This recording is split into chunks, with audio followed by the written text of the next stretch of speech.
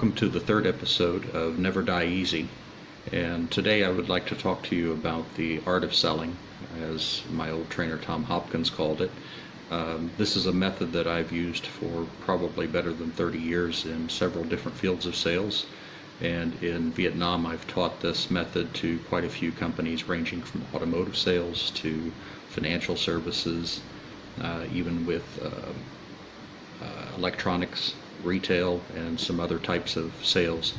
And what I've found is that it works extremely well because many companies have gotten away from doing actual face-to-face sales training in favor of having their people focus more on email, phone calls, other things that require less personal contact.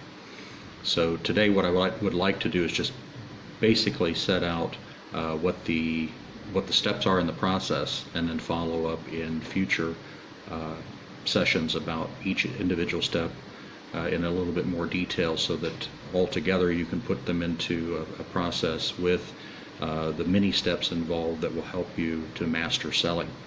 As I've discussed in previous videos, sales is the most important thing for any small business, regardless of product or service. If you can't sell, you can't bring in revenue, and without revenue your company dies rather quickly. And I've even done this type of training for government agencies and NGOs before, because it also works in terms of influencing people to follow recommendations that you might have. So I'm going to be kind of referring to my notes, so occasionally I'll be looking away from the screen so that I don't miss any important points, and we're going to jump in right now. One of the things that gets confused a lot with people that enter the sales field, and even people managing sales, is that there's a difference between daily sales activities and the steps in the selling process. The activities are the things that you really have to do in order to keep a pipeline full of potential leads for your product or service.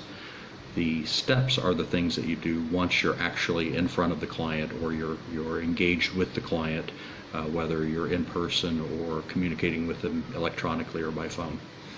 So some of the sales activities that get confused are, number one, prospecting. For people that don't have a lot of experience in sales, the term prospecting might be a little foreign to you. Basically what it means is simply looking for customers. And it kind of goes back to the old California gold rush days, back when the prospectors would come mining for gold with their pans in the river. And this is a bit what prospecting is like in sales. You're scooping up all the potential leads, and then you're filtering it out to get to the people that are actually your customers.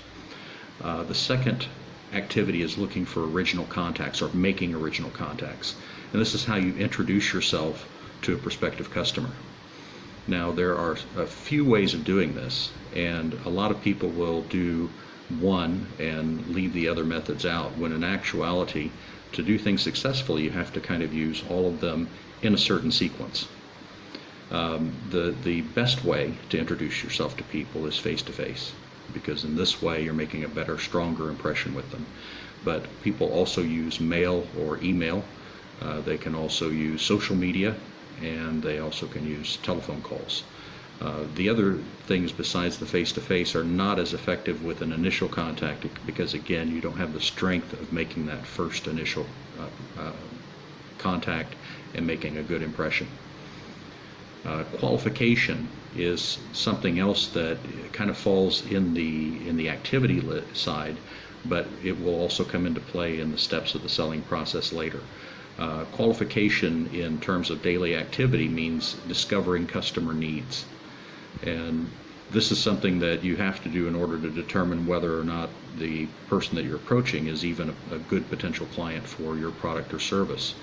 Some people make the mistake with their product and just assume that the whole world is their customer, when in reality you've got to really look and see, do the needs of the customer match up with any of the things that you're offering.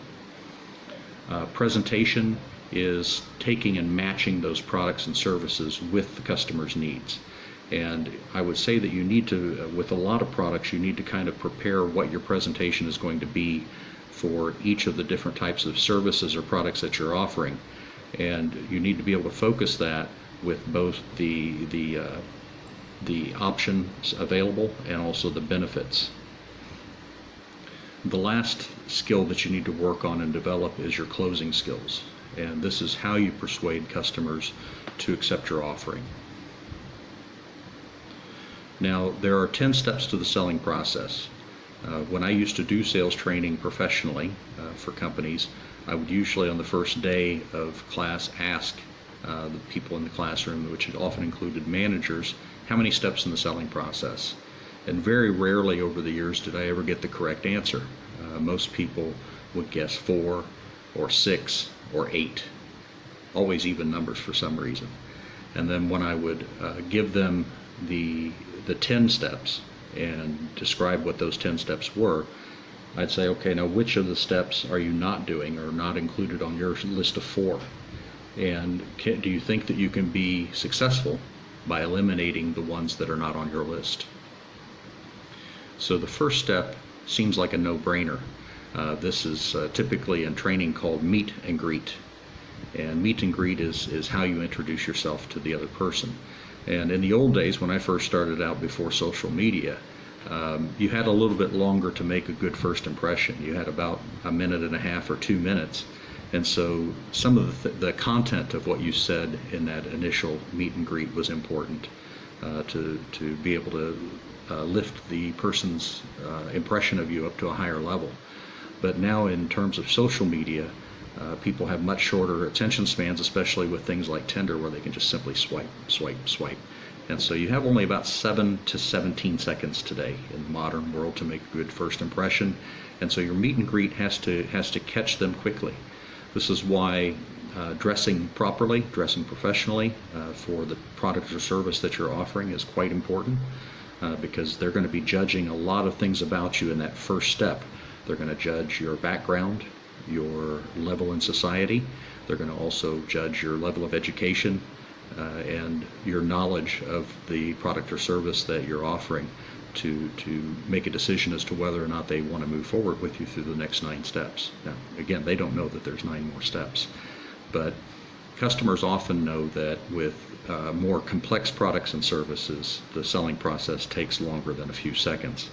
But whether or not they're willing to give you more than a few minutes depends on this first step and the impression that you make. And honestly, whether they like you or they don't like you. A lot of times people just simply don't like you. There's something that they see about you that reminds them of somebody that they've met in their past that maybe they didn't like too well.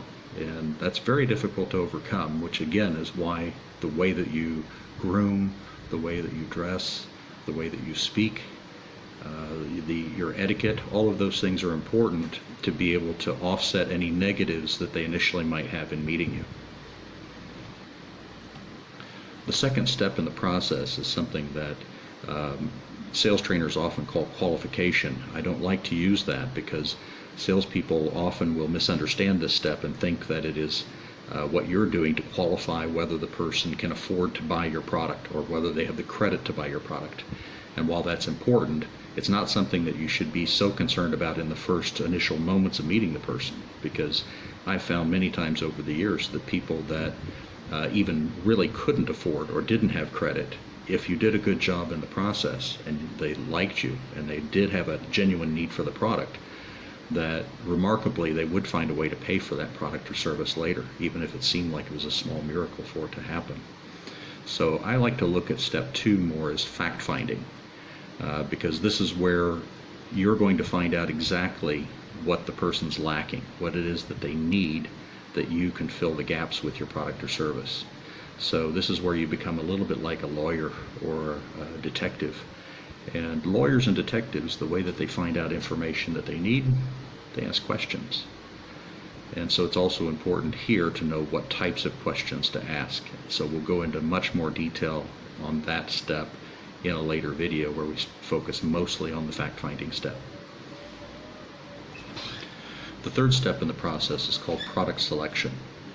Now, too many companies train their people to determine already in advance what the product is going to be, or they have such a limited offering that there really is only 1 or 2 products or services that they're offering.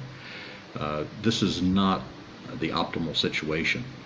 You need to be able to be offering enough things or enough options on the products and services that you offer to be able to slot into the needs that you've discovered in step 2. Too many people, when they're telling me they have a 4-step selling process, they've already let out step 1 and step 2, and they've jumped straight into step 3 as their first step. And that is, well, everybody needs exactly this product, and so this is the one I'm going to show them. This is the one that they're going to buy. Sometimes companies will have special commissions or bonuses on things that they're having difficulty selling, and so salespeople will naturally gravitate to that in order to maximize their earnings. But true professionals in product selection will have done enough fact-finding, asked enough good questions so that they can take their notes and they can apply it to the products and services that they're offering in order to get the client matched up properly so that it progresses further down through the selling process to a successful close. Step 4 in the selling process is simply called presentation, and we alluded to this earlier where I talked about preparing for your presentation, to where you have notes about every single detail, every benefit that your product offers. But that's not so that you can go through and make a presentation on all those things. When I was 19 years old, I started in automotive sales while I was a student at university. And most automotive companies will teach their salespeople presentation skills by having you go around the car to 5 different predetermined points and learning every single detail, even down to the weight of the amount of paint used on the car, which I've never had a customer ask about. And they expect that you would be able to repeat every single detail about the car and all the benefits. What I discovered is that I was very good at that. I was winning awards for presentation skill, but I wasn't selling very many cars because it takes about an hour and a half or 2 hours to present every single detail on a modern car. And so by the time the customer was in the car and seated and I was finished covering all the details of the inside of the car, I'd usually turn around and see that literally they were asleep. And it's really hard to sell a product to somebody who's not awake. So the thing that I learned later on through outside training that I received is that when you present on any particular details or areas of your product, you try to match up with maybe 3 items on the product or service that match up with 3 benefits that specifically the customer is looking for. And then you want to expound on how those benefits match better with what they need than what anybody else can offer. Okay? The 5th step is demonstration, which again, a lot of people miss this step because they think that presentation and demonstration are the same things. Now, obviously in automotive sales and a lot of other product sales like real estate, clothing, anything that they can physically touch, the demonstration is where they actually get to feel, touch, smell, use the product briefly to see if they like the way it feels, the way that it's going to serve their needs. And you want to spend a bit of time here because the longer that they spend handling the product, if it's a physical product, the more likely they are to really start to see themselves owning it. And as you move through the rest of the selling process, and when I start teaching more depth and detail, there are going to be little mini closing questions that you'll ask along the way to make sure that really this is what they want and really what fits their needs the best, and also that they have already started to see themselves in the future owning. Because if you can do this step well, and you've made a good impression and they like you, then the chances of success are very high. The 6th step in the selling process comes down usually to a lot more complicated products. I think electronics fall into this as well as automobiles, but it also, I think, covers things like premium clothing, premium jewelry, and other things, and that is the service commitment. Because people have a natural distrust of people in the selling field, and they know that a lot of times promises are made that are later not kept. This is why so many companies offer service warranties or guarantees on their products. To make people feel more confident, if you have somebody in your company that offers the after-sales service, this is a good time to introduce that person. And I'll teach you a script for that later. of exactly how you introduce, to where this step then becomes a very strong trial close that helps you to solidify the fact that yes, this person's ready to purchase your product or service now. Now, step 7 out of 10 steps is where you close the sale. And this is another step that most people with a little bit of sales experience can identify, because the closing, for those of you who are not familiar with the terminology, is simply where you marry together the product or service that matches the needs of the client together with their purchase of the product. And so this is where, if there's negotiations or there's talk about finance or how the people are going to pay for it, how much they're going to pay for it, that all falls in here.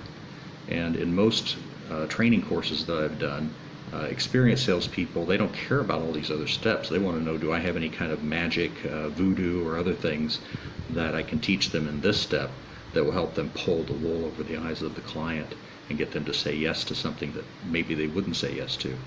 And normally I have to disappoint them here, because a sales professional has to have integrity, has to be believable, has to be trustworthy. And that goes for the entrepreneurs who are acting as the chief salesperson of their small company. You have to build those things. And so trying to trick people into purchasing is not the optimal way of doing this. And so again, you have to have done the other 6 steps leading up to this to have earned the right to go into this step. And you've asked a few questions along the way that let you know that yes, they're ready and it's a good idea to proceed. And so there are a lot of different methods that come into play here. Again, these are not tricks. These are methods that help people to make a good decision. And when I was a new person learning sales, this is one of the main areas that is focused on in sales. And a lot of companies back in the 80s would teach over 100 different closing techniques. And we had to study these, we had to role play these, act them out with other people going through the training. And what I can tell you is that after 30 plus years, I probably have used less than 10 of those closing techniques. And usually there are 1 or 2 that you use all the time that are bread and butter. They become a natural part of how you go through your process. And they're actually the best at getting the yes, or at getting the no that lets you know that there's something still that the customer needs to be made aware of before they can say yes. And that's another thing I'm going to leave you with on step 7, is that if you get a no here, that's not no, never, I'm not going to buy. But I don't want you to take the approach that some sales training companies and some sales managers preach, which is no means yes. I don't believe that. I believe that what no tells you is that you have left out some critical information that the client needs to know, or that you have not found the right benefits that they need. Possibly that there's somebody else involved in the decision-making process that you were not made aware of through the first 6 steps. And so now at step 7, there are different techniques that you're going to use along the way to kind of keep it rolling, so that you can overcome the objections necessary to get the final yes, so that you are successful, you do your product or your service, and you bring in more revenue to your company. So this is going to be a few videos down the road, because I'm going to follow everything in sequence, but I would suggest that you don't just ignore the videos leading up to this with the other processes, because those are going to be quite important to you as well. The 8th step is called Introduction of the Manager. And I'm the owner of my own company. I have been for, 15 or 16 years now. I still introduce a manager when I have to. And for me, because I'm a family-owned company, my manager is my wife or one of my kids. But somebody else, so that the potential client sees that you're not a one-man show. You're not trying to do everything to where you might not be able to provide all the service and all the promises that you've made. Sometimes the main reason for using introduction to a manager is that they might be kind of stuck in their head. They want it. You've justified everything to them. You've answered all their questions, but still their natural impulse, because they have had very, very likely hundreds of negative experiences when making purchasing decisions, is that they need to say no. They need to push back, delay. And sometimes just having that second person come in, whether it's truly a manager or the owner of your company or somebody else that's a coworker, sometimes having that person come in, answer some of the questions, restate some of the important things that you've already said, is enough that it will overcome that negative feeling, so that then they can relax and they can feel like they're being justified in making this decision. So this is an extremely important step, and again, one that's usually overlooked. So far we've talked about 8 steps, and for those, I've talked to some very big companies in Vietnam and done training for them, where their trainers have simply read some books on sales that were very outdated, that they were told there are 4 steps in the selling process.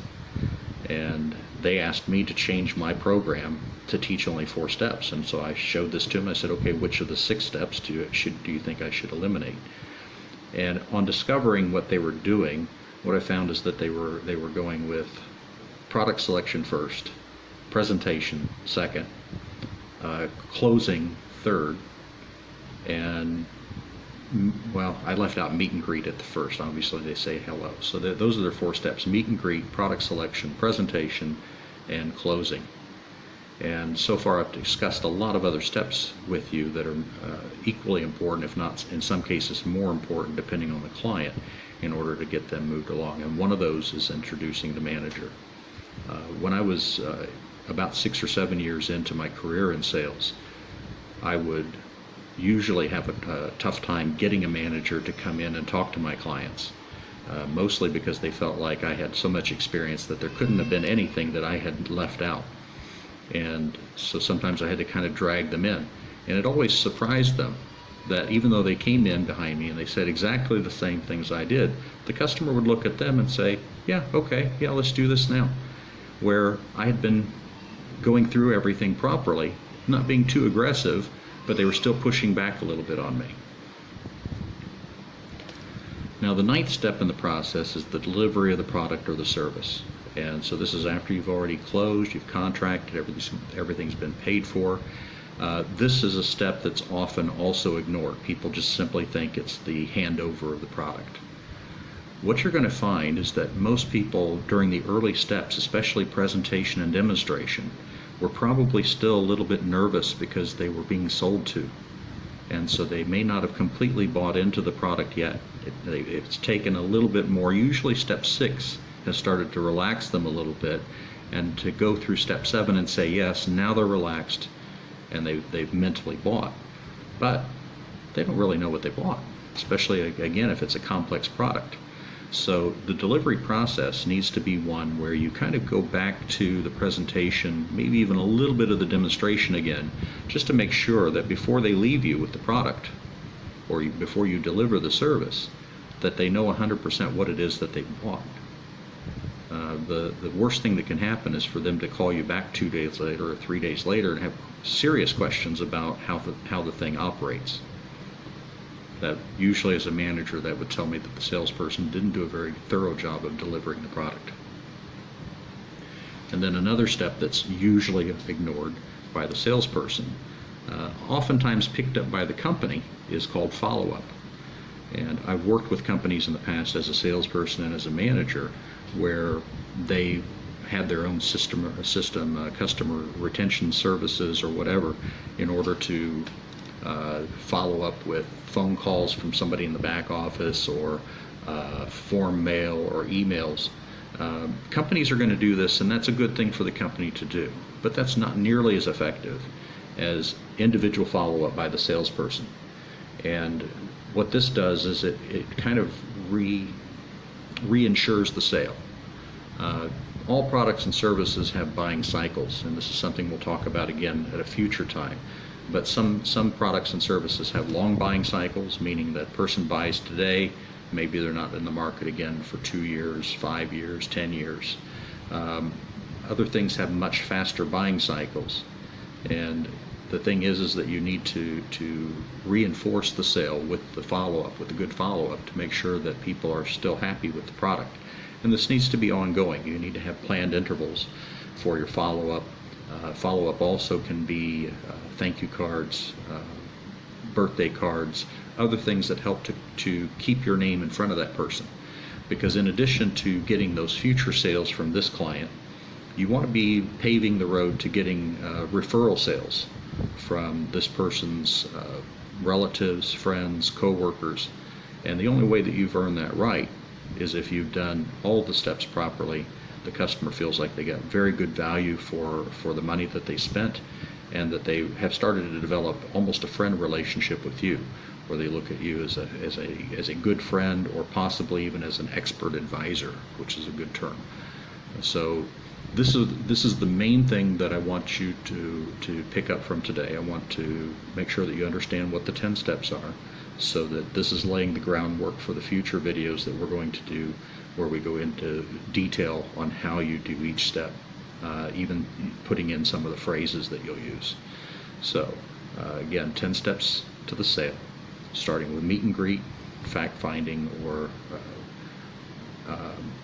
product selection is third, then followed by presentation, demonstration, then your service commitment, closing, introduction to manager, delivery, and follow-up.